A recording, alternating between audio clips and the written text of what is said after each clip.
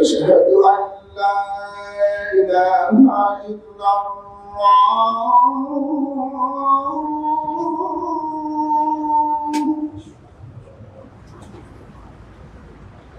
أشهد أن لا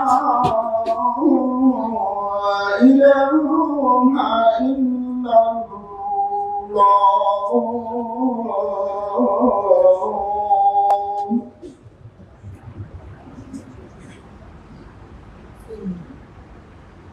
أشهد أن محمدا رسول الله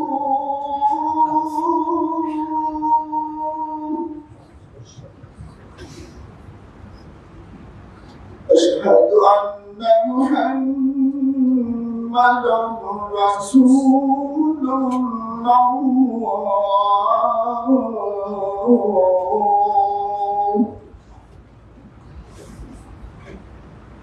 حي على الصلاة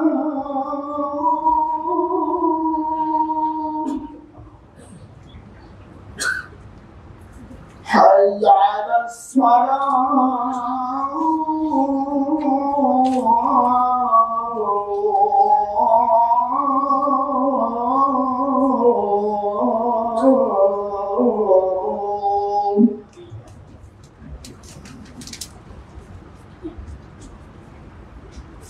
حي على الفلاح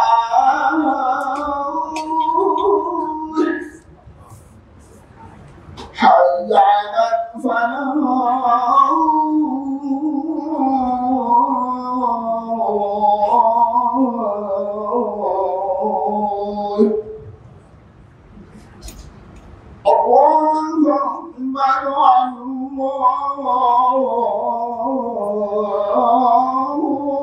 الله أكبر لا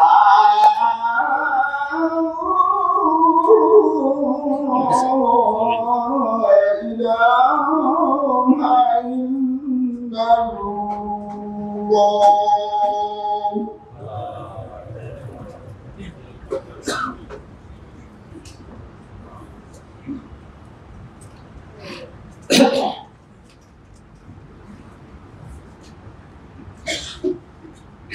إن الحمد لله الذي هدانا لخير الأديان وما كنا لنهتدي لولا أن هدانا الله أكمل لنا ديننا وأتم علينا نعمه ظاهرة وباطنة ورضي لنا الإسلام دينا ألف بين قلوب أهل الإيمان فأصبحوا بنعمته إخوانا وأصلي وأسلم على سيد المرسلين سيد الأولين والآخرين نبينا محمد بن عبد الله بلغ الرسالة وأدى الأمانة ونصح الأمة وكشف الغمة وتركنا على المحجة البيضاء ليلها كنهارها لا يزيغ عنها إلا هالك أما بعد فإن خير الحديث كتاب الله وخير الهدي هدي نبينا محمد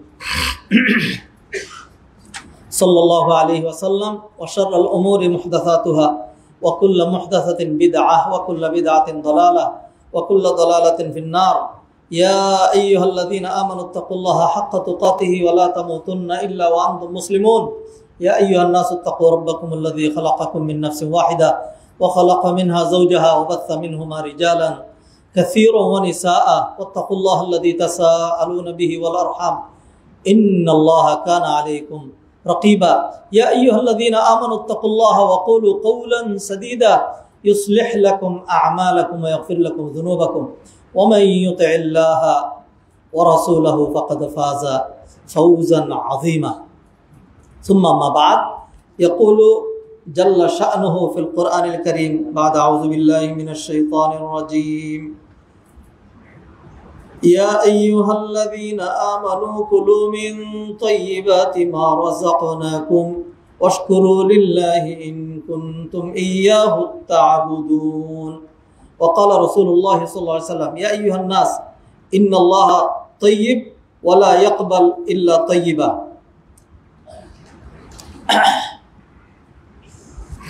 الحمد لله হাদিরানে মজলিস, সৌভাগ্যমণ্ডিত মুসল্লিয়ানে কেরাম, আল্লাহ সুবহানাহু ওয়া তাআলা যাদেরকে জুমার দিন প্রতিযোগিতা করার, অধিক সওয়াব অর্জন করার তৌফিক এনায়েত করেছেন। জুমার সালাত সপ্তাহের সবচেয়ে গুরুত্বপূর্ণ সালাত। অন্যান্য দিন আমরা ফরজ সালাত করে থাকি 5 ওয়াক্ত, জুমার দিনও 5 ওয়াক্ত।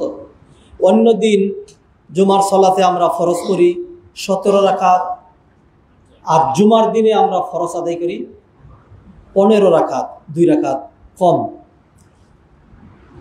তারপরেও সপ্তাহের এই যে সালাতটা অন্য যে কোনো সালাতের চেয়ে অনেক বেশি গুরুত্বপূর্ণ।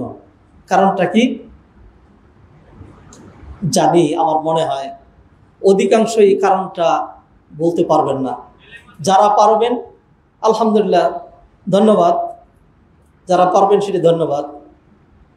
কারণ একটাই, সেটা হলো এই সালাতের সাথে একটা এমন বিষয় জড়িত আছে যেই বিষয়টা ইসলামের দৃষ্টিতে সবচেয়ে বেশি গুরুত্বপূর্ণ। ইসলাম সবার পূর্বে সকল কিছুর আগে এই বিষয়টাকে হাইলাইট করেছে, গুরুত্ব এবং ইম্পর্টেন্স প্রদর্শন করেছে। সেটি কি? মাশাআল্লাহ, ধন্যবাদ। সেটি হলো কোরআনে কারিমে আল্লাহ সুবহানাহু ওয়া তাআলা যেমনটি বলে দিয়েছেন। আর এই মসজিদের মুসল্লি যারা, এরা তো ব্যতিক্রম ধর্মী আলহামদুলিল্লাহ, অন্য যে কোনো মসজিদের চেয়ে, এটা শুধু আমার দাবি না, এটা বাস্তবতা। অনেকেই নামাজ পড়তে যান, আর এইখানে যারা আসেন তারা জ্ঞান শিখতে আসেন। কারণ হলো অন্যখানে যারা যান সেইখানে যেহেতু খুতবাটা আরবিতে হয়, সেই জন্য বাংলা ভাষাভাষী হওয়ার কারণে তিনি কিছুই বুঝেন না। যেটি সবচেয়ে বেশি গুরুত্বপূর্ণ সেই বিষয় থেকে তিনি বঞ্চিত।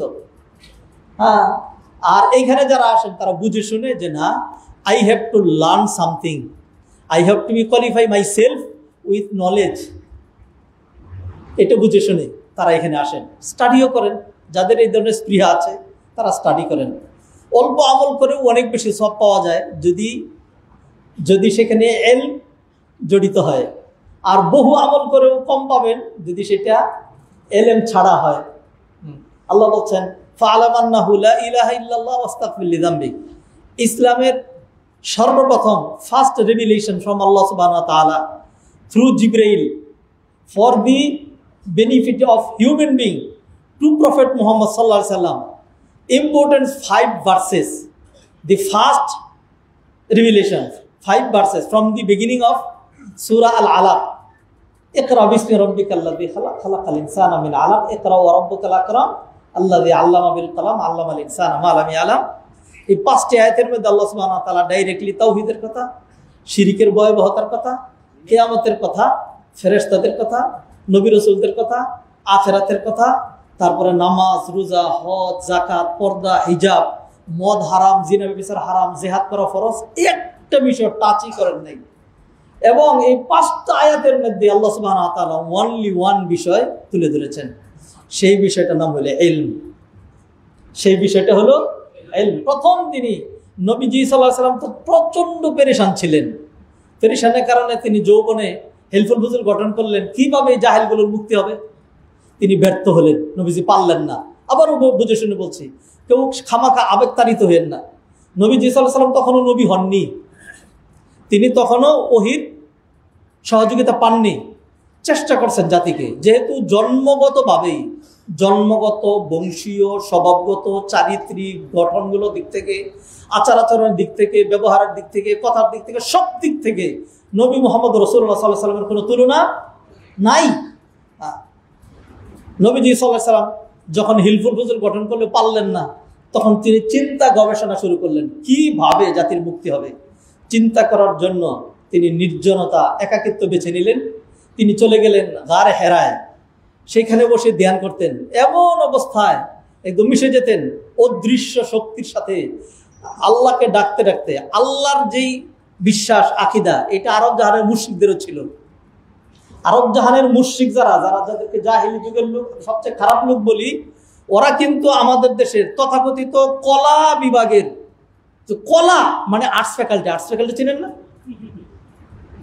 I was student of arts faculty of Dhaka University. তো এই ধরনের আর্টস ফ্যাকাল্টি যেখানে আছে, যেখানে মানুষ আবেগতাড়িত হয়, কলা, বাংলা সাহিত্য ইত্যাদি এগুলি যেগুলি পড়ে, যেখানে সায়েন্স টেকনোলজির কোনো টাচ নাই, ডাক্তারি ইঞ্জিনিয়ারিং এগুলি নাই, ওই মানুষগুলো এত নিকৃষ্ট হয় সবাই বলছি না, কিছু মানুষ।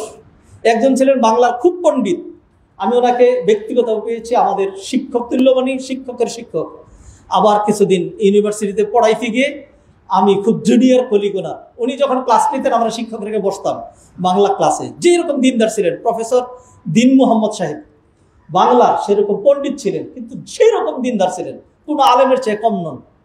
তো এই ধরনের কলা বিভাগের আমাদের দেশের যেখান থেকে নাস্তিকতা সাপ্লাই দেওয়া হয়, নাস্তিক তৈরি হয়, এরা যেই মার্কা মুসলমান অথবা নিজেদেরকে মুসলিম দাবি করে, জাহিলি যুগের মুশরিকরা, আল্লাহর রাস্তে বলছি, আল্লাহর রাস্তে বলছি, আল্লাহর রাস্তে বলছি, দলিলের কারণে বলছি, জাহিলি যুগের মুশরিকরা এদের মতো এত খারাপ ছিল না।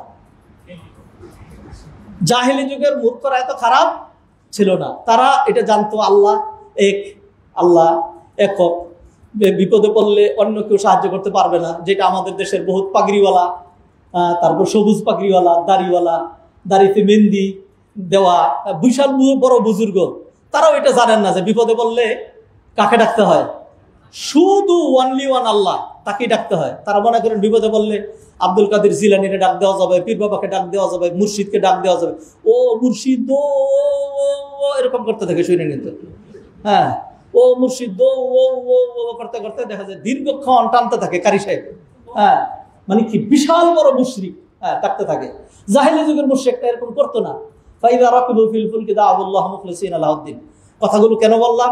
এইটা বোঝানোর জন্য যে এই যদি হয় জাহিলি যুগের মুশরিক যাদের ঠিকানা জাহান্নাম, তাদের অবস্থা, তাহলে নবী মুহাম্মদ রাসূলুল্লাহ সাল্লাল্লাহু আলাইহি ওয়াসাল্লাম, যিনি কুল কায়নাতের মধ্যে সেরা এবং যিনি খাতামুন নবীন, যার মর্যাদা সকল ফেরেশতাদের চেয়ে বেশি, তিনি কি তার কাছে কি আল্লাহর জ্ঞান, আল্লাহর চিনা ছিল নাকি ছিল না? নিঃসন্দেহে ছিল, কত বেশি ছিল। সেইভাবেই সেই নলেজের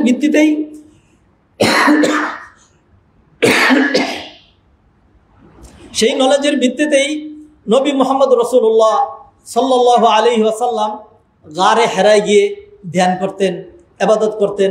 ওয়া কানা ইয়াতাহান্নাসু বিগারে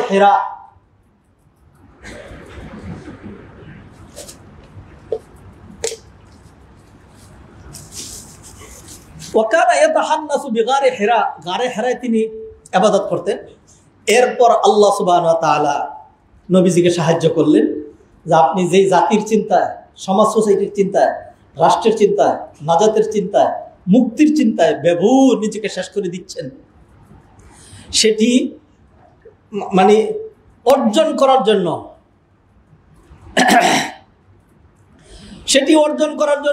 আপনার গন্তব্যে পৌঁছার জন্য, আপনি সার্থক হওয়ার জন্য যেটি সবচেয়ে বেশি দরকার, সেটি আল্লাহ সুবহানাহু ওয়া তাআলা কি বললেন? ও নবী, আজকে থেকেই সবাইকে নামাজে লাগাইয়া দেন।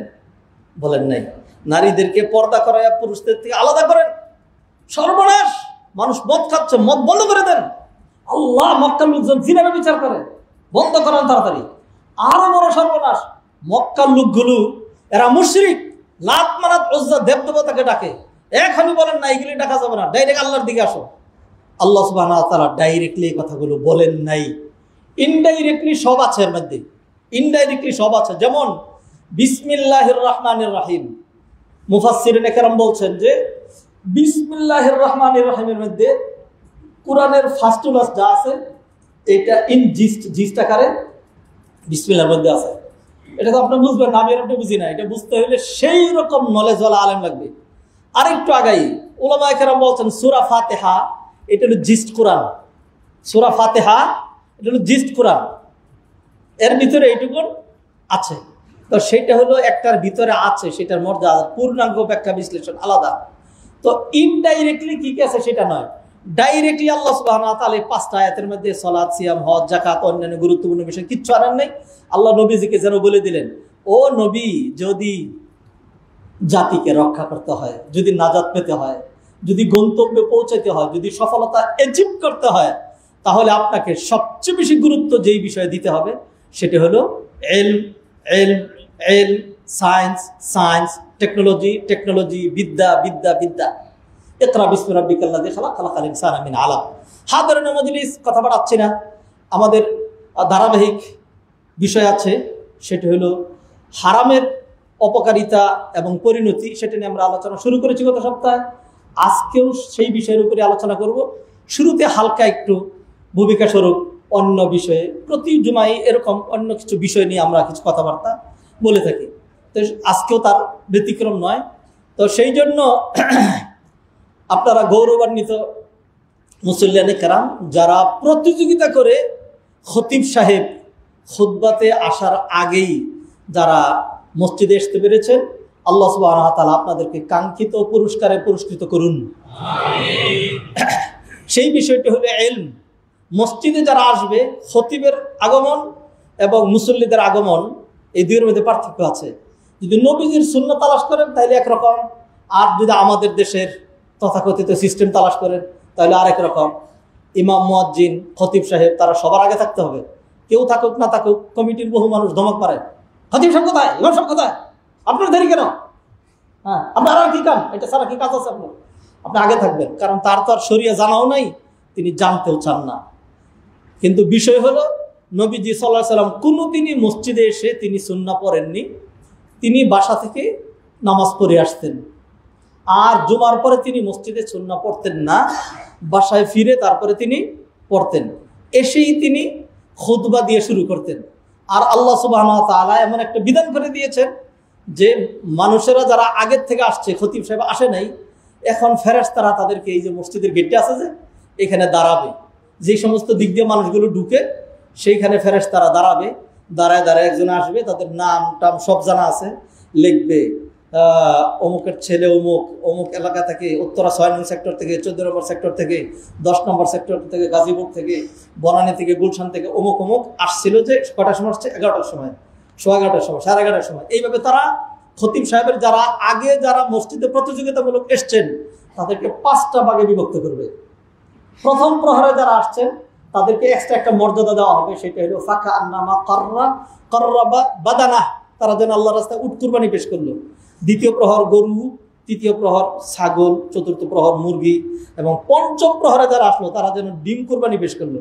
এইটা হলো তাদের এক্সট্রা মর্যাদা, যারা জ্ঞানকে প্রাধান্য দিয়ে জ্ঞান শিখার জন্য, জানার জন্য, যাতে একটি বাক্য ছুটে না যায়, সেজন্য জুমার দিন, ইবাদতের দিন, ঈদের দিন, সাপ্তাহিক বিশেষ দিন এবং জুমার সালাত, সপ্তাহের বিশেষ সালাত, সেই জন্য প্রতিযোগিতা করে চলে আসলো। জুমার দিন সাংঘাতিক গুরুত্বপূর্ণ দিন, জুমার দিনে কিয়ামত হবে, জুমার দিনে গুরুত্বপূর্ণ বহুত কিছু হয়েছে। প্রতি জুমাবারে আসমান জমিন সহ কুল কায়নাত সবাই ভীত সন্ত্রস্ত হয়ে থাকে, না জানে আজকে কিয়ামত ঘটে যায়। তো সেই জন্য এই দিন বিশেষ করে ইবাদত করতে হয়। এই দিনে এমন একটা সময় আছে, যেই সময় কেউ যদি আল্লাহর কাছে হাত তুলে তাহলে আল্লাহ সুবহানাহু ওয়া তাআলা কখনোই তার হাত খালি হাতে ফিরান না। তো এই দিন যারা প্রতিযোগিতা করে আসে, যারা আগে আসতে পারে, খতিব সাহেবের খুতবা থেকে যারা উপকৃত হয়, নিঃসন্দেহে তারা সৌভাগ্যমণ্ডিত। আল্লাহ সুবহানাহু ওয়া তাআলা আমাদের সবাইকে সৌভাগ্যমণ্ডিত হওয়ার তৌফিক এনায়েত করেন। হাদিরানে মজলিস, আমরা আলোচনা করছিলাম, গত সপ্তাহে শুরু করেছিলাম হারাম উপার্জনের ভয়াবহতা, পরিণতি, ক্ষতিকর দিকগুলো।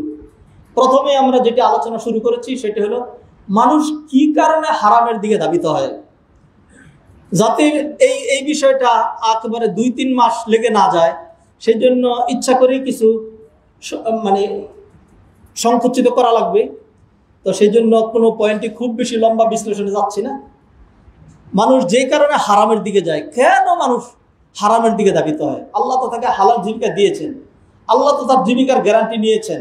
আল্লাহ সুবহানাহু ওয়া তাআলা সে চলে গেলে তার সন্তানের জীবিকার গ্যারান্টি দিয়েছেন। শিল্পপতি যারা আছেন, পুঁজিপতি যারা আছেন, ও বাড়িওয়ালা গাড়িওয়ালা যারা আছেন, সবাইকেই কি আপনার বাবা দিয়ে গেছিলেন এগুলো?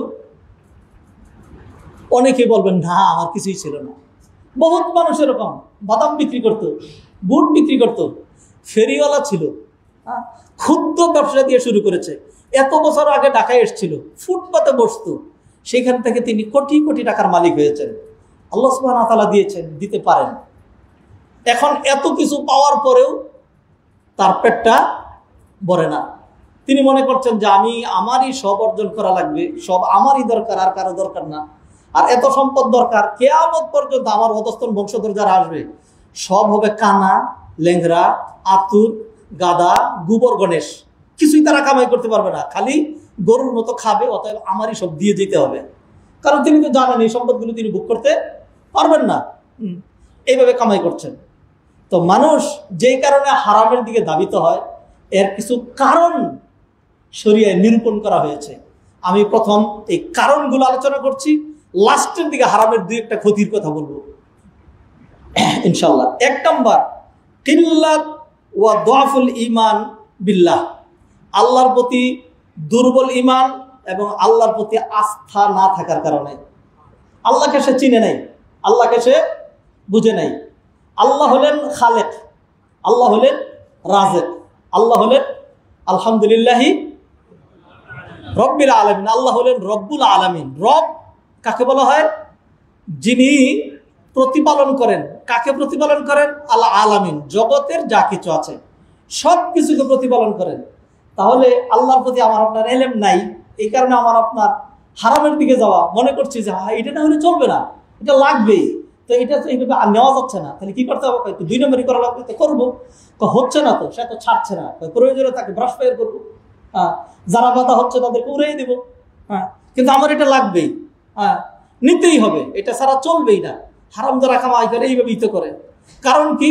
তিনি মনে করেছেন, তিনি ধরে নিয়েছেন এটা তার লাগবেই, এটা তার দরকার, আর নাহলে কেমনে চলবে? তার এতগুলো টাকা দরকার। আল্লাহর প্রতি যদি সত্যিকার ঈমান থাকতো তাহলে এটা করতে পারতেন না। অতএব যারা হারামের দিকে ধাবিত হয়, নাম্বার 1, আল্লাহর প্রতি হয়তো তাদের খুব দুর্বল ঈমান, অথবা আল্লাহর প্রতি তার কোনো আস্থা নাই। কারণ যিনি সৃষ্টি করেছেন তিনি হলেন রাজ্জাক, যিনি সৃষ্টি করেছেন তিনি হলেন রব। আল্লাহ সুবহানাহু ওয়া তাআলা কোরআনে বলেছেন আউযু বিল্লাহি মিনাশ শাইতানির রাজীম। এবং এই কথাটা বলার সময় আল্লাহ সুবহানাহু ওয়া তাআলা শুধু ঈমানদারদেরকে বলেন নাই, আল্লাহ কি বলছেন খেয়াল করেন।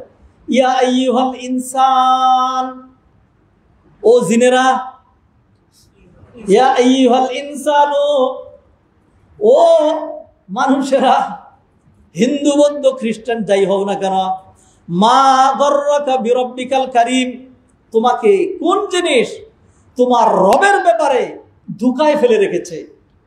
রব্বিকাল কারীম, এবার রবকে আবার আল্লাযী খালাকাকা, যিনি তোমাকে সৃষ্টি করেছেন, ফাসাওয়াকা ফাআদালাক ফি আইয়ি সূরাতিন মা শাআ রাক্কাবাক, যিনি তোমার এই সুন্দর আকৃতিটা চয়ন করেছেন এবং তিনি যেমন চেয়েছেন ওই রকম তোমাকে গঠন দিয়েছেন। তুমি লম্বা, বেটে, ফর্সা, ব্রেনওয়ালা, মেধাবী, সম্ভ্রান্ত পরিবারের যত যা কিছু মানুষের আছে, এই সব কিছু তিনিই তোমাকে দিয়েছেন, আর তিনিই তোমাকে সৃষ্টি করেছেন। ইন্নাল্লাহা হুয়ার রাজ্জাক, আর তিনি হলেন রাজ্জাক। ওমা মিন দাব্বাতিন ফিল আরদি ইল্লা আলাল্লাহি রিজকুহা, যত জীবজন্তু আছে সব কিছুর জীবিকার সাপ্লাই দেওয়ার মানে দায়িত্ব আল্লাহর উপরে বর্তায়। যিনি সৃষ্টি করেছেন, যেই বাবা মা সন্তান জন্ম দিয়েছেন, জন্ম তো দেয় না, মানে উসিলা হয়েছেন আর কি, তাদের কত পেরেশানি নিজের ছেলে মেয়েদের জন্য, কত কষ্ট। গরিব মানুষগুলো কি কষ্ট করে সেটা আপনি খেয়াল করেন। আমরা যারা এখন একটু নিজের একটা সিল লাগাইছি, বড় লোক, সিলটার নাম হইলো বড় লোক, হয়তো টের পান না, গদি দিকে বসছেন, এসিতে বসছেন, এইভাবে সেইভাবে, কিন্তু যারা কষ্ট করে কামাই করে তাদেরকে জিজ্ঞাসা করেন যে একটা দিন কিভাবে কাটে। এত কষ্ট করেন, শরীর খারাপ, ঘরে থাকতে পারলেন না, বৃষ্টির মধ্যে বেরিয়ে গেছেন, রোদ্রের মধ্যে বেরিয়ে গিয়েছেন, কাদার মধ্যে বেরিয়ে গিয়েছেন, সারা রাত জেগে মানুষ ঘুমাচ্ছে, তিনি পাহারাদারি করছেন। কেন করছেন? যে ঘরে চাল নাই, ঘরে খাবার নাই, ছেলে মেয়েদের কি হবে, স্কুলের বেতন দিতে হবে, বাসা ভাড়া দিতে হবে, স্ত্রীর কাপড়টা পুরান হয়ে গেছে, একটা কাপড় কিনা দরকার, ছেলে মেয়েদের জামা কাপড় নাই, এই জন্য তিনি কষ্ট করছেন। তাহলে যেই বাবা মায়ের উসিলায় সন্তান দুনিয়াতে আসে, তার এত টেনশন, তার সন্তান প্রতিপালন করা লাগবে। আর যেই আল্লাহ তাকে আশরাফুল মাখলুকাত হিসাবে বানাইলেন, সৃষ্টি করলেন, চেহারা দিলেন, আকৃতি দিলেন, সে আল্লাহ সুবহানাহু ওয়া তাআলা বুঝি এদেরকে পালার কোনো পরিকল্পনা নাই? আচ্ছা, তো মানুষ এইগুলি যদি জানতো যে কোন নো টেনশন, ডু ফুর্তি, আমার রিজিকের দায়িত্ব কে নিয়েছেন? ইন্নাল্লাহা হুয়ার রাজ্জাকু যুল কুওয়াতিল মাতিন। আল্লাহর ব্যাপারে এই সম্যক ধারণাটা, আল্লাহর ব্যাপারে এই ঈমানটা, যে আমার যতটুকু পর্যন্ত রিজিক আছে ওই রিজিক বুক করার আগে আমার পক্ষে মরাও সম্ভব না, আর আমাকে কেউ মারতেও পারবে না। এই ইমানগুলো যদি থাকতো তাহলে মানুষ এরকম করতো না। ইয়াবসুতুর রিজকা লিমান ইয়াশা ওয়া ইয়াকদির, আল্লাহ যাকে খুশি রিজিক বাড়ায়া দেন, যাকে খুশি রিজিক কমায়া দেন, কিন্তু আল্লাহ সুবহানাহু ওয়া তাআলা রিজিক দেন, আল্লাহ সুবহানাহু ওয়া তাআলা রিজিক দেন, সবার জন্য রিজিক আছে। তো মুশকিল হচ্ছে যে দেখা গেছে আমার ভাইয়ের যে রিজিকটা আমার মাধ্যমে আসছে আমি তাকে সেটা দিলাম না, অমুকের জন্য রিজিকটা বরাদ্দ ছিল আমি সেটা তাকে বুক করতে দিলাম না, জোর করে নিয়ে নিলাম। অপরাধগুলো আমরা করি, আল্লাহ সুবহানাহু ওয়া তাআলা ঠিকই দিচ্ছেন। 2 নম্বর কারণ আদামুল ইলমি শারঈ আল লাযিম, শরিয়ার কোরআন সুন্নাহর যেই জ্ঞানটুকু মানুষের জন্য অপরিহার্য এইটুকুন তিনি শিখেন নাই, এইটুকুন তিনি জানেন নাই। মানে লাজেম কতটুকু, প্রতিটা মানুষ খতিব হবে, আলেম হবে, তারপরে হলো ইসলামিক জ্ঞানে তিনি পারদর্শী হবেন, গভীর জ্ঞানের অধিকারী হবেন, এটা ইসলামে ফরজ করা হয় নাই। কিন্তু ইসলামে যেটা ফরজ করা হয়েছে তলাবুল ইলমি ফারিদাতুন আলা কুল্লি মুসলিম, এলেম প্রতিটা মুসলমানের উপরে ফরজ, সবার উপরে। কোনটা হালাল, কোনটা হারাম, কোনটা ওয়াজিব, কোনটা ফরজ, এই জিনিসগুলো জানা এটা মানুষের উপরে ওয়াজিব, এতটুকু জানা। তাহলে তিনি যদি জানতেন যে আমি যে প্রতারণা করছি, হ্যাঁ আমার কামাইটা তো হারাম হয়ে যাবে, আমি যে মিথ্যা বলছি আমার ব্যবসাটা তো হালাল হয়ে যাবে, আমি যে তাকে একটু কম দিলাম আমার রিজিকটা তো হালাল হয়ে যাবে, আমি যে একখান থেকে বাকি মাল নিয়ে এসেছিলাম তাকে পরিশোধ করার কথা ছিল, হ্যাঁ এরপরে এই যে আর দিচ্ছি না, দেই তো দিচ্ছি না, আনছি তো আনছি, আর ঠিক আছে এর কাছে গেলাম না আরেকখানে গেলাম, তো এই যে প্রতারণা করছি এই প্রতারণার কারণে আমার এটা হারাম হয়ে যাবে। তো এই ধরনের যে হালাল হারামের যে ন্যূনতম জ্ঞানটা এটা অনেকের নেই, অনেকের নেই। অনেকে মনে করে আমি কোনো ব্যক্তিরে ঠকাই না, আমি রাষ্ট্রেরটা, আমি সরকারেরটা নিচ্ছি, সরকারকে ঠকাচ্ছি, কোনো মানুষেরটা না। এইটা হলো জাহেলে মুরাক্কাব। জাহেল মানে মূর্খ, মূর্খের কতগুলো স্তর আছে, 7টা স্তর আছে মূর্খের, আমি মাত্র 2টা বলছি, 2-3টা বলছি। ধরেন যে জানে না এবং সেইটা জানে যে আমি জানি না, এবং সে জানে যে আমি জানি না, এবং তার মধ্যে কোনো অহংকার নাই, তার মধ্যে দুর্বলতা ছিল, সবচেয়ে উত্তম জাহেল। আর যে জানে না কিন্তু সে মনে করে যে না সে জানে না, কিন্তু এইটাও জানে না যে সে জানে না, এটা হলো জাহেলে মুরাক্কাব, মানে ডাবল জাহেল স্কয়ার। আর সবচেয়ে জঘন্য হলো যে জানে না এবং এইটাও জানে না যে সে জানে না, বরং সে উল্টা দাবি করে আমি জানি, এগুলো সবচেয়ে নিকৃষ্ট জাহেল। তো যারা এইভাবে হারাম খেয়ে আবার চুরি সিনাজুরি করে, কোনো ব্যক্তিরটা খাই নাই আমি সরকারেরটা মেরেছি, হ্যাঁ এরকম যারা করে, আউযু বিল্লাহি মিনাশ শাইতানির রাজিম, এরা হলো একদম জাহেল দ্য গ্রেট। কারণ হলো কোনো ব্যক্তিরটা যেটা আমি নষ্ট করেছি, প্রতারণা করেছি, একদিন মাপে কম দিয়েছি, একদিন বাটপারি করে টাকাটা দেই নেই। কত সময় এরকম হয় যে আমরা একটা সদাই কিনে এরপরে মনে করেন চলে আসলাম, নোট দিলাম, বাকিটা নিতে মনে নাই, এখন এটা তার দায়িত্ব, যেহেতু আমি ভুলে গিয়েছি, তখন পিছন থেকে ডাক দিয়ে শুনেন আপনি কিন্তু টাকা নেন নেই, আমাকে 500 টাকা নোট দিয়েছেন মনে আছে? হ্যাঁ ও ভুলে গেছি, ধরেন আপনি এটা নিয়ে নেন। অনেক সময় আমি সদাই নিলাম, আমারই খেয়াল নাই, চলে আসছিলাম, সেও খেয়াল করে নাই, 1 কিলোমিটার বাসা আসার পরে মনে পড়লো সর্বনাশ, আমি তো টাকাটা দিয়েছি নেই। হ্যাঁ তখন আমি মনে করলাম যাক আল্লাহ বাঁচাইছে, সেও দেখে নেই, হ্যাঁ আর আমার চাইও নেই আর আমিও, তাইলে আপনি হারাম খেলেন। আর যদি মনে করেন সর্বনাশ আমি তাকে যে দেব, মানে আমি যে দিব না, আমি তো ঠকে গেলাম, তো ধরেন এই ধরনের প্রতারণা কেউ যদি করে থাকে, পরবর্তীতে জুমার খুতবা শুনে যদি তার মনে হয় সর্বনাশ হারাম খেয়েছে, আমার কি অবস্থা হবে, আমি আজই মুক্ত হতে চাই, অমুক দোকানে মুদির দোকানে গেল, দোকান বন্ধ, জিজ্ঞাসা করলো দোকানদার কোথায়, বললো তিনি ব্যবসা চেঞ্জ করেছেন, স্থান চেঞ্জ করেছেন, অমুক জায়গায় গিয়েছেন, ঘোরাঘুরি করতে করতে সর্বশেষ খুঁজে পাইল, শেষ বললো যে ভাই তোমার হাতে পায়ে ধরে আমি ক্ষমা চাই, আজ থেকে 5 বছর আগে তোমাকে আমি একটু ঠকিয়েছিলাম, তোমার একটা টাকা মেরে দিয়েছিলাম, ধরো বা এই টাকাটা আমি ক্ষমা চাচ্ছি, আমার তো মনে নেই জানি না, দাবি রেখে নেবো এটা নাও, বললো না টাকা লাগবে না, কিছু লাগবে না, আচ্ছা ঠিক আছে ক্ষমা করে দিলেন, অথবা টাকাটা নিয়েই ক্ষমা করলেন, তাইলে তার থেকে ক্ষমা পাওয়ার ব্যবস্থা আছে। আর যিনি নাকি বাংলাদেশ সরকারটা মেরেছেন, এখন 18 কোটি মানুষের মধ্যে প্রতিদিন ধরেন কত হাজার মারা যায়, আমার পরিসংখ্যানটা মনে নাই, প্রতিদিন কি পরিমাণ মারা যায়, প্রতিদিন মারা যাচ্ছে। আপনি 5 বছর পরে তো অবাক করছেন, 5 বছরের মধ্যে 1 কোটি মানুষ মারা গেছে, তো ওদের ক্ষমাটা কিভাবে নেবেন? আচ্ছা, বাকি যারা আছে এদের থেকে কিভাবে নেবেন? চিন্তা করলেন যে না, যে একটা হজ কইরা কাবা করে আরাফার ময়দানে কান্নাকাটি করে তওবা করে আসি, সুযোগ আছে? আল্লাহ মাফ করবেন? মাফ করবেন না। তাহলে সেটাই বলছিলাম যে যারা হারামের দিকে ধাবিত হয় তাদের আদামুল ইলমে শারঈ লাজিম, যেইটুকুন জ্ঞান তার জন্য ফরজ ছিল এইটুকুন সে শিখতে পারে নাই, অথবা শিখলেও আমলে নিতে পারে নাই। 3 নম্বর আদামুত তাওয়াক্কুলি আলাল্লাহ, আল্লাহর উপর ভরসা করতে সে ব্যর্থ হয়েছে। সে মনে করেছে আল্লাহকে আমার রিজিক দিতে পারবে, আজকে আমার রিজিক নেই, কালকে আমার কি অবস্থা হবে, সে এরকম মনে করেছে। নবীজি সাল্লাল্লাহু আলাইহি সাল্লাম একটা হাদিসে বলছেন, লাউ আন্নাকুম তাওয়াক্কালতুম আলাল্লাহি হাক্কা তাওয়াক্কুলিহি লারাযাকাকুম কামা ইয়ারযুকুত তাইর ইয়াগদু খিমাসান ওয়া ইয়ারুহু বিতানা। নবীজি সাল্লাল্লাহু আলাইহি সাল্লাম বলছেন, তোমরা যদি সত্যিকার অর্থে আল্লাহর উপর ভরসা করতে পারতে, তাহলে আল্লাহ সুবহানাহু ওয়া তাআলা তোমাদেরকে এমন ভাবে রিজিক দিতেন যেমনি ভাবে তিনি পাখিগুলোকে রিজিক দেন।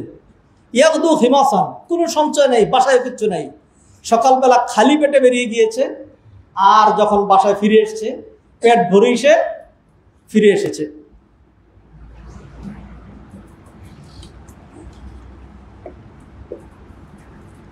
আল্লাহ সুবহানাহু ওয়া তাআলার কাছে নিশ্চয়ই পাখির চাইতে আশরাফুল মাখলুকাত, মানুষের মর্যাদা বেশি।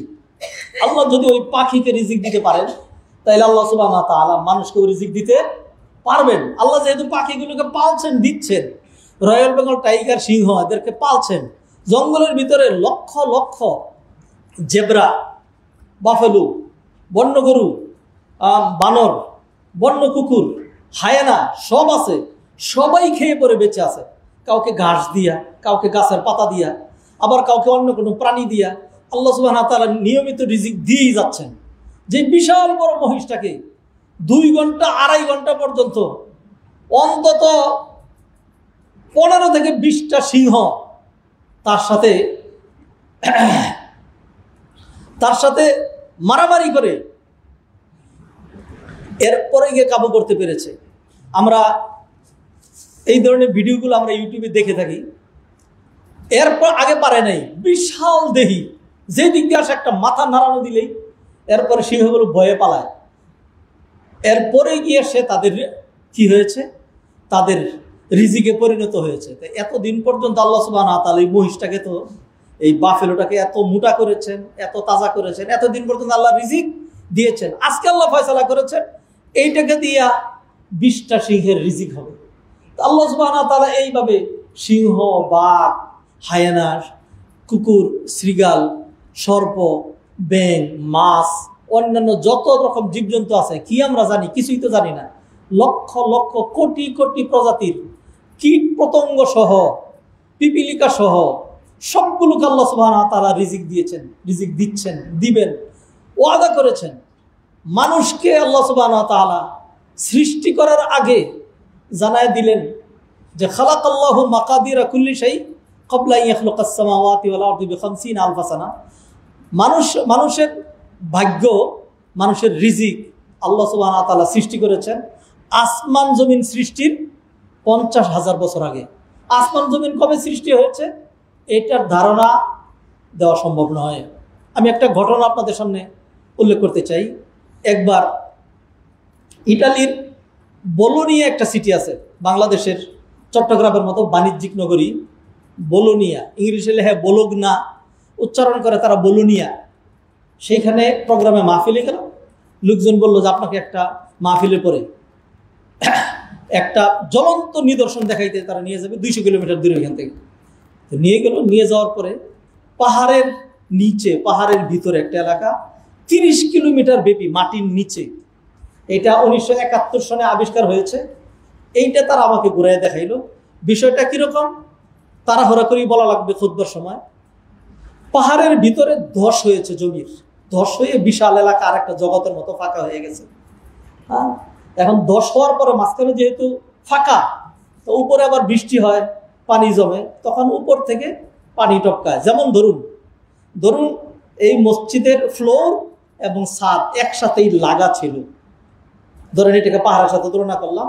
এরপরে কোনো একটা ভূমিকম্পের কারণে ছাদটা ছাদের জায়গায় রয়ে গেছে, আর ফ্লোরটা ডেবে নিচে হয়ে গেছে। মাঝখানে যে জায়গাটা হয়েছে এইরকম 30 কিলোমিটার ব্যাপী এলাকা, ক্রিস্টালের পাহাড়।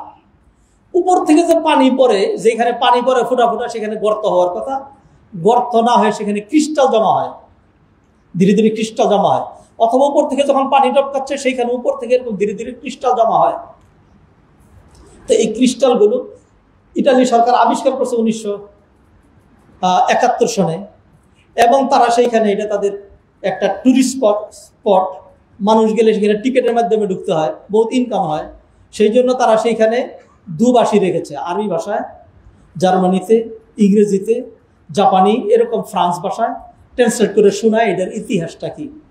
তো যেখানে আরবিতে ট্রান্সলেট করে আমি সেখানে দাঁড়াইলাম, গ্রুপ গ্রুপ করে এখানে সেখানে ঘুরে দেখাচ্ছে। ছোট্ট রেলের বগির মতো করা, যাদেরকে টিকিট দেওয়া হয়েছে তাদেরকে বসায়, এরপর সামনে একটা ছোট্ট একটা ইঞ্জিন আছে, বসে থাকতে হয়, এটা নিয়ে ঘুরে ওই 30 কিলোমিটার অথবা 15-20 কিলোমিটার ঘুরে দেখায় নিয়ে আসে। আজীব রকম, দেখলে মনে হয় আল্লাহ, চোখের পানি চলে আসে। হ্যাঁ, যে এরকম নিদর্শন। যাই হোক, আমার যেটা বলা দরকার সেটা আমি বলি। সেটা হলো, ব্যাখ্যা বলছে যে এই যে ধসটা হয়েছে, ক্রিস্টাল জন্ম হচ্ছে, এটা কত বছর ধরে হচ্ছে এটা আমাদের জানা নাই। 1971 সালে আবিষ্কার হয়েছে। এরপর আমরা একটা গবেষণা চালিয়েছি। হঠাৎ করে একদিন দেখলাম যে একটা জায়গা থেকে নতুন করে পানি পড়ছে। তখন আমরা চিহ্ন দিলাম, দেখি যে ক্রিস্টাল কিভাবে জমা হয়। আমরা গবেষণা চালিয়ে দেখলাম যে 1 মিলিমিটার ক্রিস্টাল হইতে 10 বছর সময় লাগে। তো সেইটার উপরে বেসিস করে আমরা সবচেয়ে বড় যে ক্রিস্টালটা পেয়েছি, ওইটার উপরে আমরা জরিপ করেছি। জরিপ করে দেখেছি যে ওই ক্রিস্টালটার বয়স হলো 3.5 কোটি বছর। সবচেয়ে বড় যে ক্রিস্টালটা পেয়েছে। হাদারানা মজলিস, আমি এই ঘটনাটা এই জন্য নিয়ে এসেছি, জানি না তাদের এটার অথেন্টিসিটি কতটুকু, অথবা তাদের ক্যালকুলেশনটা, গবেষণা ঠিক হয়েছে কিনা, অথবা কিছু ভুলভ্রান্তি হয়েছে কিনা। না হইলে তো লক্ষ লক্ষ বছর। যদি পাহাড়ের ভিতরে, এই পাহাড়টার বয়স কত বছর তাইলে আমার আরো জানা নেই। যদি পাহাড়ের ভিতরে 10টা হয়েছে, এই 10-এর বয়স অথবা এই ক্রিস্টালের বয়স যদি 3 কোটি বছর অথবা 3 লক্ষ বছর এরকম যদি হয়ে থাকে, অথবা যদি 30,000 বছরও হয়ে থাকে, মানুষ তো এসছে পৃথিবীতে মাত্র 8,000 বছরেরও বেশি হয়নি। যদি এটা হয়ে থাকে তাহলে আসমান জমিন কবে সৃষ্টি হয়েছে? বহু আগে। ও ভাইয়েরা, আল্লাহ জানিয়ে দিচ্ছেন, নবীজি সাল্লাল্লাহু আলাইহি ওয়াসাল্লাম বলছেন যে তোমার রিজিক, কি খাবা, কি পরবা, কোথায় থাকবা, কোথায় যাবা, তোমার জন্য কতটুকু বরাদ্দ, এই বরাদ্দটা 5,000 বছর আগে, 10,000 বছর আগে, 30,000 বছর আগে, 1 লক্ষ বছর আগে না, আসমান জমির সৃষ্টির 50,000 বছর আগে নির্ধারণ করে দেওয়া হয়েছে। আমার আপনার এই বিশ্বাসটা যদি থাকতো, তাহলে যেই লোক এটা বুঝবে, বিশ্বাস করবে, তার পক্ষে হারামের দিকে, জীবনেও হারামের প্রতি অনীহা হবে। আমি সেই হারামটার জন্য আল্লাহ তো আমার জন্য সব বরাদ্দই রেখেছেন, হ্যাঁ, তাহলে আমি সেই দিকে কেন যাব? মানুষের এই ঈমানটা না থাকার কারণে। আল্লাহ সুবহানাহু ওয়া তাআলা কোরআনে বলেছেন, ওমান ইয়াতাওয়াক্কাল আলাল্লাহি ফাহুয়া হাসবু, যে ব্যক্তি আল্লাহর উপর ভরসা করবেন, আল্লাহই তার জন্য যথেষ্ট। ওয়া ইয়ারযুকহু মিন হাইসু লা ইয়াহতাসিব, এমন জায়গা থেকে আল্লাহ তাকে রিজিক দিবেন যা সে কল্পনাও করে নাই। আল্লাহর উপর ভরসা করলে আল্লাহ যে যথেষ্ট হয়, এর 2-3টা জ্বলন্ত প্রমাণ আপনাদেরকে দেখাই। এক নম্বর প্রমাণ হলো মুসা আলাইহিস সালাম, ইব্রাহিম আলাইহিস সালামের।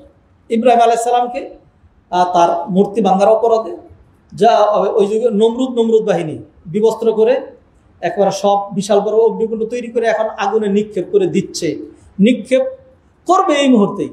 তো যখন তার পক্ষে আর কেউ নাই, তখন তিনি কি করবেন?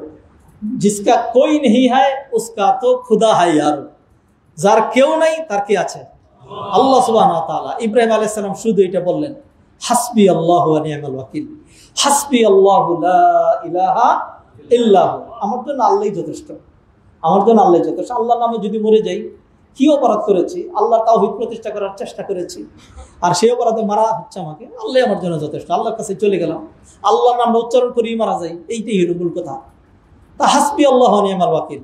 তো কাফের বাহিনী কি পরিমাণ কষ্ট করেছে, তারা অগ্নিকুণ্ড তৈরি করেছে, কাঠ এনেছে, আগুন ধরিয়েছে, সব মানুষ একত্রিত হয়েছে, ইব্রাহিমকে বিবস্ত্র করেছে, তাকে বেঁধেছে, তারপরে চরকার উপরে চড়িয়েছে, এইবার তাকে নিক্ষেপ করছে।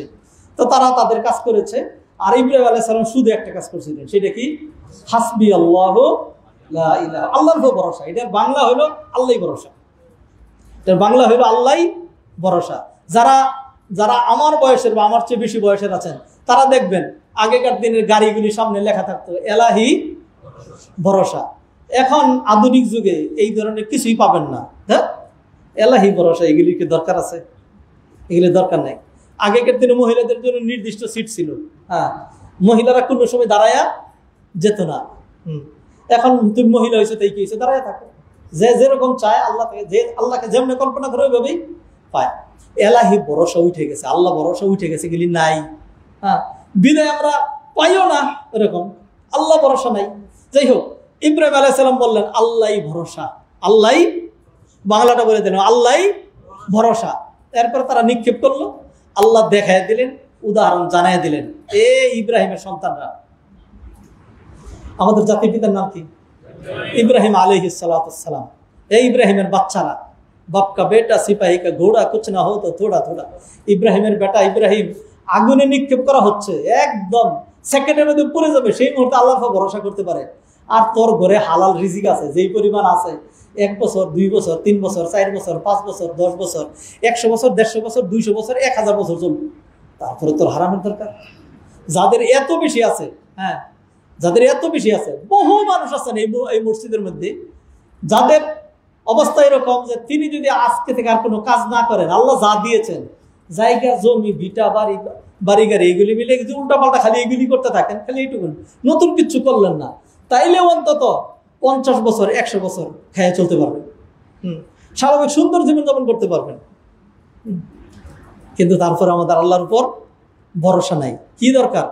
আচ্ছা, আপনি আরেকটু বাড়াইতে চান, আরেকটু ব্যবসা করতে চান, আরো রিজিক বাড়াইতে চান, এটা তো খারাপ না। আপনি যদি একটা ইন্ডাস্ট্রি দেন, বহু মানুষ চাকরি করলো, তাদের জীবিকার ব্যবস্থা হলো। সবাই তো সব পারে না, আপনি পারেন, আল্লাহ আপনার একটা সুযোগ দিয়েছে, এটা তো নিষেধ না। নিষেধ কোনটা? নিষেধ হলো হারাম ভাবে চেষ্টা করা যায়, সেটা কি নিষেধ? হারাম ভাবে, হারাম পথে পা বাড়ানো। হাদরানে মজলিস, মুসল্লিয়ানে কেরাম, সম্মানিত ভাই বোনেরা, তাহলে 3 নম্বর যে পয়েন্টটা বলছি, আসুন, এইটা আমার আপনার সাংঘাতিক দরকার। আর না হয় কোনোতেই কোনো কিছু হবে না, আপনার রিজিকে কাজ হবে না, আপনার কামাই রোজগারে কাজ হবে না। বহুত কামাই রোজগার করছেন, হঠাৎ করেই দেখবেন বহুত টাকা রেখেছিলেন, এইটা এক সময় গিয়ে দেখবেন আহারে এই টাকাগুলো তো পচে গেছে। খুব ভালো করে রেখেছিলেন, হঠাৎ করে আগুন ধরে পুড়ে যাবে। অনেক কিছু অর্জন করেছিলেন, মানুষে নিয়ে নেবে, বক্ষণ করতে পারবেন না। আল্লাহ এমন এক বেদি দিয়ে দিবেন, বিক্রি করতে করতে করতে করতে শেষমেশ সব শেষ হয়ে যাবে। আল্লাহর উপর ভরসা করেন, আল্লাহ সুবহানাহু ওয়া তাআলা যথেষ্ট হবে। তাহলে হারামে মানুষ যেই কারণে দাবিত হয়, সেটা হলো তার আল্লাহর উপর ভরসা না থাকার কারণে। যেই ব্যক্তির সত্যি আল্লাহর উপর ভরসা আছে, সে হারামের দিকে যাবে না। মুসা আলাইহিস সালাম জ্বলন্ত উদাহরণ। ফেরাউন বাহিনী আসছে আর সামনে সাগর। মুসা আলাইহিস সালাম সেটা বললেন, ক্বালা আসহাবু মুসা ইন্না লামুদরাকুন। ও মুসা, এখন তো আমাদেরকে ধরে ফেলবে, অবস্থা কি হবে? তো মুসা আলাইহিস সালাম আল্লাহ ভরসা দেখেন, তিনি বললেন, ক্বালা কাল্লা ইন্না মাইয়া রাব্বি সায়াহদিন। কশিন কালেও না, আমার সাথে আমার আল্লাহ আছে। এইটার সাদা মাথায় ওই যে ইব্রাহিম আলাইহিস সালাম হাসবি আল্লাহু লা ইলাহা ইল্লাহু, এটার অর্থ হইল আল্লাহ ভরসা। আর মুসা আলাইহিস সালাম বললেন কাল্লা ইন্না মাইয়া রাব্বি সায়াহদিন, এটার অর্থ হইল আল্লাহ ভরসা, আল্লাহই ভরসা, আল্লাহই ভরসা। যখন মুসা আলাইহিস সালাম এটা বললেন, তখন আল্লাহ সুবহানাহু ওয়া তাআলা জাস্ট মুসা আলাইহিস সালাম ওহী নাযিল করলেন, আপনার হাতের লাঠিটা দিয়া সাগরের মধ্যে আঘাত করেন। আমি মোটামুটি নিশ্চিত হয়ে বলছি, মুসা আলাইহিস সালামের হাতে যে লাঠি ছিল, সেটা খতিব সাহেবের এরকম বার্নিশ করা, এত সুন্দর তেল পালিশ করা এরকম লাঠি ছিল না, একটা বাঁশের কঞ্চে ছিল। জানি না মুসা আলাইহিস সালামের সেই লাঠি আজও আছে কিনা জানা নাই। তবে তার্কিতে তাদের মিউজিয়ামে গিয়ে সেইখানে অনেকগুলো আলী রাদিয়াল্লাহু তাআলার তরবারি, নবীজি সাল্লাল্লাহু আলাইহি ওয়াসাল্লামের মুখ নিদর্শন, দাড়ি, তারপরে বহুত কিছু সেখানে তাদের মিউজিয়ামে রাখা আছে। যেহেতু তারা সৌদি আরব সহ শাসন করতো, তো সেইখানে একখানে গিয়ে দেখি আরবিতে লেখা আছে, আবার তাদের ভাষায় ইংরেজিতেও লেখা আছে। দেখি একখানে লেখা আসা মুসা, আসা মুসা মানে মুসার লাঠি, মুসার লাঠি। তো ওই লাঠিটা সেটা হলো, আমি যদি এখন একটা বাঁশের কঞ্চে কেটে এরকম ধরেন 2 ফুট মতো লম্বা রাখি, একটু বাঁকা তারা, একদম স্ট্রেট না, তাইলে এইরকম একটা কঞ্চে এটা রাখা ওইখানে, আর লেখা হলো আসা মুসা, মুসার লাঠি। আমি জানি না এটার অথেন্টিসিটি কতটুকু, তবে মুসার যে লাঠিটা আমি দেখছি মিউজিয়ামে, হ্যাঁ, সেটা এরকম ফ্রেশ লাঠি না। তো এই লাঠি দিয়েই ধরেন যদি বাড়ি দিই, সাগরের পানি কি হবে? কিছুই হবে না।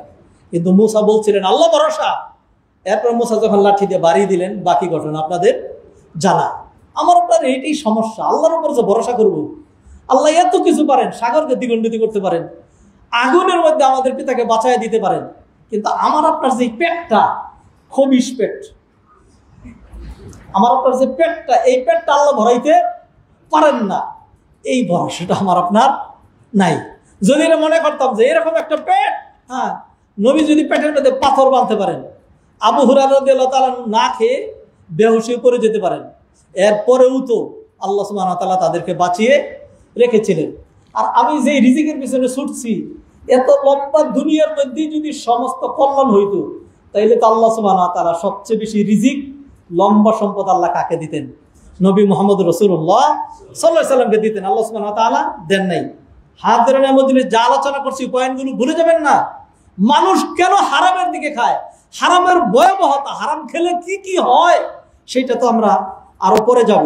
আচ্ছা, যেহেতু ঘড়ি আমাকে ওয়ার্নিং দিচ্ছে, তাহলে হারামের যে কারণ, সেখান থেকে মাত্র 3টা কারণ বিশ্লেষণ করেছি।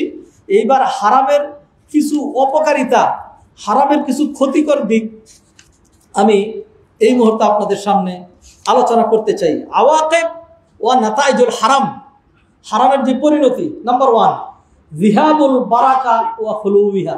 1 নম্বর হলো হারামভাবে যদি কামাই করেন, তাহলে তার মধ্যে কোনো বারাকা হবে না। তার মধ্যে কি হবে না? বারাকা। বারাকা কাকে বলে? বারাকা যারা বুঝেন নাই তারা বুঝবেন না বারাকা। কারণ জীবনভর লাখ টাকা কামাই করে দেখছেন, আর এই লাখ টাকায় চলে না, আরো 20,000 টাকা দরকার। ঘুষ কি খামাকা খাই? বুঝেন না? এইটা আপনি বারাকা কেমনে বুঝেন? বারাকা হইলো, আমি ছোট্ট উদাহরণ দিয়ে বুঝাই দিই। একজন 20,000 টাকা কামাই করে, তার ফ্যামিলির সদস্য সংখ্যা 5 জন, সারা মাস চলে, এরপরে 2,000 টাকা থাকে। আরেকজন 1,20,000 টাকা কামাই করে, ফ্যামিলির সংখ্যা 2.5 জন। কারণ যারা বড় লোক, তাদের সন্তানাদি সবসময় কম হইতে হয়, এটা হলো মূলনীতি। বিশেষ করে আমাদের দেশে সন্তানাদি কম হইতে হয়। হ্যাঁ, এরপরে কি হয় না? টাকা থাকে না। কারণ কি? আপনার একটা স্ট্যাটাস আছে, আপনার ধূমপানের পিছনে এত যায়, আপনার ড্রাইভারের পিছনে এত যায়, আপনার ছেলে ঘুরবে, মাস্তানি করবে, এখানে সে এটার জন্য এত যায়। গোবর গণেশ, মাথায় কিচ্ছু নাই, প্রতি সাবজেক্টের টিচারের জন্য 10,000 করে দিতে হয়। ওয়াইফের একটা স্ট্যাটাস মেনটেন করতে হয়, তার বান্ধবী আছে, এখানে সেখানে ঘুরতে যাইতে হয়, তারে কিছু টাকা দিতে হয়। ফলে 1,20,000 টাকা হওয়ার পরও সব শেষ হয়ে এরপরে আপনার আরো 30,000 টাকা ঋণ হয়। এটা এটা এটা হলো একটা উদাহরণ। আরেকটা উদাহরণ, আরেকজন 20,000 টাকা কামাই করেন, এরপরে দেখা গেছে 5টা ছেলে মেয়ে, আপনার মতো তো দামি খাবার খায় না, এসির ঘরেও থাকে না, তারপরে হলো ওদেরকে চলাফেরা করানোর জন্য, হ্যাঁ, ড্রাইভারও লাগে না। ছেলে মেয়েরা সুন্দর মতো হেঁটে স্কুলে মাদ্রাসায় চলে যাচ্ছে, চলে আসছে, এরপর হলো রেজাল্ট ভালো করছে, কোনো সাবজেক্টের জন্য আলাদা কি লাগে না, টিউটর লাগে না, নিজের পড়াশোনা করছে। বড় ছেলেটা একটু বুঝবান হওয়ার কারণে সে এখন আলাদা একটা টিউশনই করে, হ্যাঁ, কিছু পয়সাও কামাই করে। মেয়েটা মাশাআল্লাহ হাতের ভালো কাজ জানে, মায়ের সাথে বসে কাঁথা সেলাই করে, ফুলের কাঁথা, নকশি কাঁথা এগুলি তৈরি করে। যাই হোক, বাবা কোনো রকম তাদেরকে স্বাভাবিক শাক সবজি ফলমূল ন্যাচারাল খাবার এগুলি খাওয়াইলেন, হ্যাঁ। আর আমাদের খাওয়াইতে হয় কি? বার্গার, তারপরে পিত খাওয়াইতে হয়, পিত, পরে একটা জা লাগার না, পিৎজা, হ্যাঁ, এগুলি খাওয়াইতে হয়। এই রেডিমেড এগুলি বহুত কিছু লাগে, তাদের এগুলি লাগে নাই। পরে গিয়ে এই লোকের মাসে খরচ হয়েছে 18,000 টাকা, তার রয়ে গেছে 2,000 টাকা। এইটার নাম বারাকা। আরেকজনের যে এত বেশি হওয়ার পরেও থাকলো না, আরো বেশি লেগে গেল, এইটার নাম হলো খুলুবুল বারাকা, যিহাবুল বারাকা। আল্লাহ বারাকা দেন নাই। আল্লাহর আয়াত থেকে এটার দলিল নেন। আল্লাহ বলছেন ইয়ামহাকুল্লাহুর রিবা ওয়া ইউরবিস সাদাকাত। ইয়ামহাকুল্লাহুর রিবা, আল্লাহ রিবাকে, রিবা রিবা রিবা রিবা, রিবার অর্থ কারা কারা জানেন? রিবা মানে সুদ, হারাম প্রক্রিয়া। সদাকাত, সদাকা, সদাকা, আমার 100 টাকা ছিল, 10 টাকা সদাকা করে দিলাম, হয়ে গেল 90 টাকা। আর আপনার 100 টাকা ছিল, সুদ ভিত্তিক লেনদেন করেছেন, হয়ে গেল 110 টাকা। আল্লাহ বলেন ইয়ামহাকুল্লাহুর রিবা, সুদের মাধ্যমে তোমার যে 110 টাকা হয়েছে, আল্লাহ এটাকে বরকত শূন্য করে দিবেন। ওয়ায়ুরবিয়া সাদাকাত, আর তুমি যে 10 টাকা খরচ করে ফেললা, আল্লাহ এটাকে বাড়ায় দিয়ে দিবেন। তা আল্লাহ কিভাবে বাড়ায় দেন? আল্লাহর বাড়ায় দেওয়ার বিভিন্ন রকম সিস্টেম আছে। আল্লাহর বাড়ায় দেওয়ার বিভিন্ন রকম সিস্টেম আছে। আল্লাহ সুবহানাহু ওয়া তাআলা কিভাবে সাহায্য করেন? আল্লাহর সাহায্যের কিছু সিস্টেম আছে, আল্লাহর কিছু সুন্নাহ আছে। লান তাজিদা লিসুন্নাতিল্লাহি তাবদীলা। যেমন আল্লাহ কোরআনে বললেন, আউযু বিল্লাহি মিনাশ শাইতানির রাজীম, ওয়ালাউ আন্না আহলাল কুরা আমানু ওয়াত্তাকাউ লাফাতাহনা আলাইহিম বারাকাতিম মিনাস সামাই ওয়াল আরদ।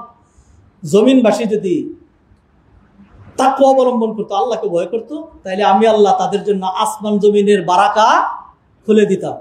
যদি বাংলাদেশে ঠিক মতো ফসল হয়, যদি অতি পানিতে ফসল তলিয়ে না যায়, আর অনাবৃষ্টিতে মানে ফসল নষ্ট না হয়, এইটা যদি হয় তাহলে তো কত, এটা হলো জমিনের বারাকা। আসমানের বারাকা, ধরেন আসমানের বারাকা বৃষ্টি, আর অন্যান্য আল্লাহর রহমত, বহুত রকম বারাকা আছে। কি লাগে? আল্লাহ সুবহানাহু ওয়া তাআলা বাংলাদেশকে গ্যাস দিয়েছিলেন।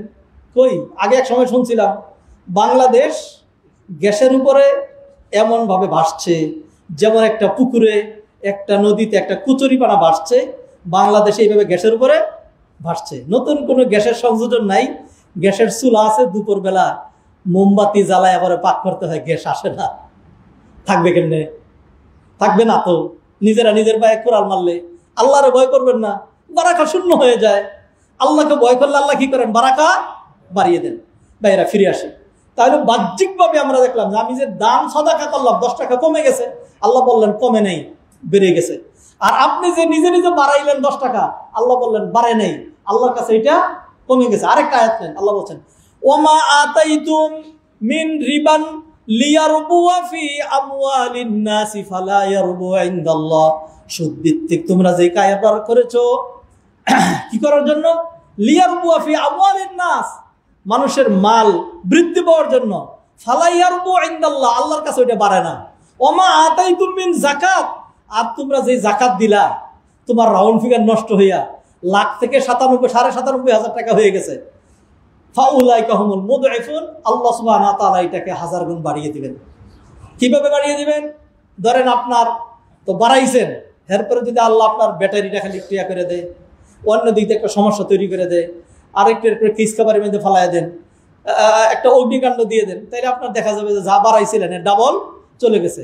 আর যার 2.5 লাখ কমে গেছে, আল্লাহ তার এটা দিলেন না, আল্লাহ বিপদ আপদ দিলেন না, ফলে তার 97.5 লাখ এটাই থাকলো। আর আপনার যে 1.5 কোটি হয়েছিল, 1.5 কোটির থেকে 1 কোটি খরচ হয়ে 50,000 চলে আসছে। এইটা হলো বারাকার একটা মোটামুটি চিত্র, তাহলে বারাকা চলে যাবে। আব্দুল্লাহ ইবনে মাসউদ রাদিয়াল্লাহু তাআলা আনহু, আল্লাহ রাসূল সাল্লাল্লাহু আলাইহি ওয়াসাল্লাম বলছেন, মা আহাদুন আকসারা মিনার রিবা ইল্লা কানা আকিবাতুহু আমরিহি ইলা কিল্লাহ। রাওয়াহু ইবনে মাজাহ। ইবনে মাজাহ 2279 নং হাদিস এটি। নবীজি সাল্লাল্লাহু আলাইহি ওয়াসাল্লাম বলেছেন, যে কোনো ব্যক্তি রিবা সুদ ভিত্তিক লেনদেন বাড়িয়ে দেয়, তার পরিণতি হয় ইলা কিল্লাতিন, সে যত বাড়ায় আল্লাহ তত কমিয়ে দেন। তা আল্লাহ যদি কমিয়ে দেন, আপনি নিজে বাড়াইয়া পারবেন? লোকে যারে নিজে যারে বড় বলে বড় সেই নয়, লোকে যারে বড় বলে বড় সেই হয়। খালি নিজে নিজে ইয়া করে পারবেন না। নবীজি হাদিসে বলছেন, মান তাওয়াদা লিল্লাহি রাফাআহুল্লাহ, আল্লাহর জন্য যে নিচা হয় আল্লাহ তারে উঁচা করে দেয়, আর যে নিজে নিজে উঁচা হয় আল্লাহ তারে নিচা করে দেন। হাত ধরে নামাজ। সম্মানিত ভাই বোনেরা, হারাম নিয়ে আলোচনা করছি। আমাদের দেশের সবচেয়ে বড় সমস্যা হারাম কামাই। আমার আছে সমস্যা, আপনার আছে সমস্যা, আমাদের প্রত্যেকের এই সমস্যা আছে। যেই সেক্টরের সেই সেক্টরের সমস্যা আছে। ব্যবসা করেন, আপনি হারামখোর। চাকরি করেন, আপনি হারামখোর। আপনি ডাক্তার, আপনি হারামখোর। কন্ট্রাক্টর হারামখোর, উকিল হারামখোর, ডাক্তার হারামখোর, ইঞ্জিনিয়ার হারামখোর। আপনি দেখেন না, ইঞ্জিনিয়ার একটা প্ল্যান করে দিয়েছে, এই যেই ব্রিজ করা হয়েছে এটার স্থায়িত্ব হওয়ার কথা 100 বছর, এর মধ্যে কিছুই হওয়ার কথা না। 2-3 বছর না যাইতেই এইটাও ভাঙলো, গাড়িও পড়লো, মানুষও মরলো। দায়িত্ব রেখে নেবে।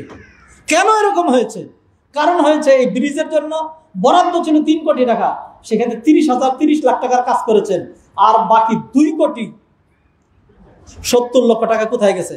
মন্ত্রী, এমপি, আমলা, স্থানীয় কি বলে মাস্তানরা, এই সবাইকে দিয়ে দিয়ে শেষ রান্না বলেন সবাইকে যেহেতু দিতে হয়, আমি নিজে তো অন্তত 70 লাখ খাবো। আর বেখাইরের যা অবস্থা, যা হওয়ার তাই হলো। এইটাই হলো, this is the reality, real view of our society আর আওয়ার কান্ট্রি। হাজারানে মজলিস, আমি খুবই সাহস নিয়ে কথা বলছি, বাংলাদেশের সবচেয়ে জঘন্য, সবচেয়ে মারাত্মক যে সমস্যা, সেই সমস্যার নাম হলো হারামখুরি। সেই সমস্যার নাম হারামখুরি। মসজিদের অভাব নেই, আলেম ওলামাদের অভাব নাই, ওয়াজ নসিহত আগ্রহ করে মানুষ করায়, এবং প্রতিটা ওয়াজ নসিহতে যারা নাকি সভাপতি হয় ঢাকা থেকে যায়, এলাকার বড় মানুষগুলো হয়, টাকা পয়সাও দেয়, এলাকায় এলাকায় মাহফিল হয়, সমস্ত জায়গায় মাহফিল হয়, বহুত ভালো কথা শোনানো হয়। এর প্রতিফলন, প্রতি বছর লক্ষ লক্ষ মানুষ হজ করে, প্রতিদিন কোটি কোটি মানুষ জুমার নামাজ পড়ে, এরপরে প্রতিদিন টিভি থেকে বিভিন্ন রকম আলাপ আলোচনা হয়, আর ধর্মীয় গাইডলাইন হয়, কোনো লাভ হয় না। কেন? কারণ হলো আমরা হারামখোর। হারাম খেতে খেতে পায়ের নখ থেকে মাথার চুল পর্যন্ত অবস্থা এরকম হয়েছে, পুরোটা পানি দিয়ে ভিজিয়ে রাখা, এখন DSLR আগুন দিয়ে তো এটা ধরে না। হারামখোর। কোরআন বলা হচ্ছে, হাদিস বলা হচ্ছে, ভালো কথা বলা হচ্ছে, নাজাতের কথা বলা হচ্ছে, না হলে ধ্বংসের কথা বলা হচ্ছে, উদাহরণ দেখানো হচ্ছে, কিন্তু তার হৃদয়ের মধ্যে কাজে লাগতেছে না। কারণ কি? শুধু হারামখোরের কারণে। কারণ তার হৃদয়ের যে রিসিভার, তার হৃদয়ের যে কর্ণ, এটা মরে গেছে। এটা মরে গেছে। বাহ্যিকভাবে সে আমাদের মতোই মানুষ, আর স্ট্রাকচারালি হিউম্যান বিং, কিন্তু ইন রিয়েল এটা জানোয়ারের চাইতেও খারাপ, কারণ তার পুরোটা শরীর হারাম দিয়ে গঠিত, এই কারণে কাজ হচ্ছে না। হাজারানে মজলিস, কোনটারে বড়লোকি মনে করেন? নবীজি সাল্লাল্লাহু আলাইহি ওয়াসাল্লাম বলছেন, আল গিনা গিনান নাফস, অন্তরের বড়লোকি যেটা, সেটি আসল বড়লোকি। এই সপ্তাহে টিভির প্রশ্ন উত্তরের মধ্যে সেখানে আমি বললাম যে বাংলাদেশের সবচেয়ে বাছাই করা যে বড় লোক, আমি তো আপনাদের পক্ষ থেকে উত্তরা কেন্দ্রীয় মসজিদের সাইনবোর্ডটি ব্যবহার করি বেশি, খতিব উত্তরা কেন্দ্রীয় যা মসজিদ ব্যবহার করি, আরো অন্যান্য আমার সাইনবোর্ড আছে সেগুলি কম ব্যবহার করি, এইটাই বেশি ব্যবহার করি। তো আমি বললাম যে শুনেন, বাংলাদেশের সবচেয়ে বড় লোকটা সামনে নিয়ে এসেন। নাম তো আমাদের জানাই আছে, এখন তিনি বাইরে নেই, ভিতরে আছেন। হ্যাঁ, সবাই তো চিনেন। সবচেয়ে বড় লোকটা সামনে নিয়ে এসেন। আমি বলি চ্যালেঞ্জ, আমি তার চাইতে 10 গুণ বেশি বড় লোক। কেন? স্বাভাবিক কথা, আলহামদুলিল্লাহ আমার যা আছে। এখন আপনার মনে করবেন খতিব সাহেবের মনে কোটি কোটি টাকা মনে আছে। হ্যাঁ, আমি বললাম 1 নম্বর, আমি তার চেয়ে বেশি বড় লোক, কারণ আমার অন্তর বড় লোক, আমার হাত হারামের দিকে যায় না, আমি হারাম কামাই করি নাই। 2 নম্বর, তার যা অ্যাসেট আছে, যদি এখন তাকে বাধ্য করা হয় যে সোনালী ব্যাংকের ঋণ, ইসলামী ব্যাংকের ঋণ যত মানুষ তোমার কাছে পাবে সবগুলো তোমার এখন দিতে হবে, দেওয়ার পরে সে তার সমস্ত অ্যাসেটগুলো বিক্রি করে দেখবে যে আমার এখন কি আছে, আমার তার কিছুই নাই। আমি বললাম যে আমার যদি বলা হয় তখন আমার তো কোনো ঋণই নেই, যা আছে পুরাটাই প্লাস। তাহলে আমার যদি সারপ্লাস থাকে 1 কোটি টাকা, আর যদি তার ঋণ থাকে 10 কোটি টাকা, তাহলে বড় লোক কে? এইভাবে কল্পনা করা লাগবে। অতএব নিজেদেরকে খালি ওই ধরনের বড় লোকদের সাথে মিলাইয়েন না। 2-4টা বড় লোকের সাথে আমরা তো এরকম কিছু কথাবার্তা বলে থাকি, এত টাকা যে ঋণ করলেন, এগুলি পরিশোধ করবেন কেমনে? একজন হাসিতে বলে যে শুনেন, এগুলো আপনি বুঝবেন না, মানে কি? হ্যাঁ, বুঝবো না মানে কি? তখন বলে যাহা ঋণ করছি সব কি আর দেওয়ার জন্য? তো বাস্তবতা তো আমরা জানি, যারা ব্যাংকের থেকে হাজার হাজার কোটি টাকা ঋণ নেয়, তারা এই ঋণগুলি আর পরিশোধ করার নিয়তে নেয় না। হাজারানে মজলিস, এই দুনিয়া থাকার নয়, চলেই যেতে হবে। অতএব খামাখা নিজের দুনিয়া নষ্ট করলেন, হারাম খেলেন, ব্যাটারি নষ্ট করলেন, টেনশন চিন্তা। যদি ভালো মানুষ হন তখন বলবে সর্বনাশ, আমার এখন 13 কোটি টাকা ঋণ, আমি কোথেকে দিব, আমার কিছুই নাই, আমি দিতে পারতেছি না, টেনশনেই মরে যাবেন। আর যদি খারাপ মানুষ হয় এটা চিন্তাও করবেন না, তাহলে এটা আরো বড় মরছেন। হ্যাঁ, আল্লাহ জানে ঢিল দিয়ে দেয়, দুনিয়াতে চিন্তা আসলো না, অন্তর মরে গেছে, তো আখিরাতে ধরা খাবে নাকি? খাবে না, খাবে। অতএব আজকের জুমার পরে আমার আপনার প্রত্যয় হবে মরে যাব, আর আল্লাহ যদি আমার জন্য রিজিক বরাদ্দ করে থাকেন তাহলে পাবো, তবে কোনোদিনই হারামের দিকে হাত বাড়াবো না, হারাম খাবো না, মিথ্যা বলবো না, রিজিকের জন্য প্রতারণা করবো না, মাপে কম দিব না, সুদ ঘুষের দ্বারস্থ হব না। আল্লাহ সুবহানাহু ওয়া তাআলা আমাদেরকে কথাগুলো আমল করার তৌফিক এনায়েত করেন। আকুলু কওলি হাযা ওয়া আস্তাগফিরুল্লাহ লি ওয়া লাকুম ওয়া লিসাইরিল মুসলিমিন ফাস্তাগফিরু ইন্নাহুল গফুরুর রহিম।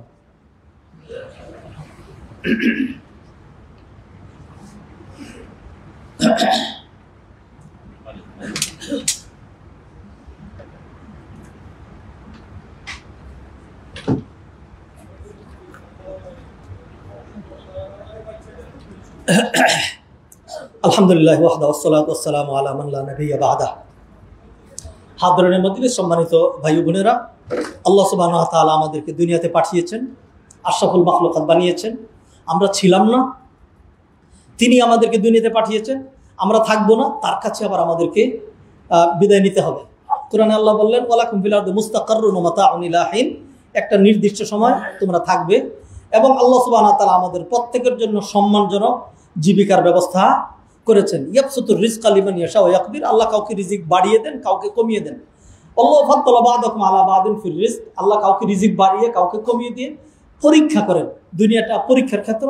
অতএব আল্লাহ যাদেরকে বেশি রিজিক দিয়েছেন, আপনি শুকরিয়া আদায় করুন, মানুষের প্রতি সহযোগিতার হাত বাড়িয়ে দেন। আর আল্লাহ যাকে রিজিক কমিয়ে দিয়েছেন, ধৈর্য ধারণ করুন। দুইটার মধ্যে কল্যাণ আছে, হারামের দিকে পা আমরা না বাড়াই।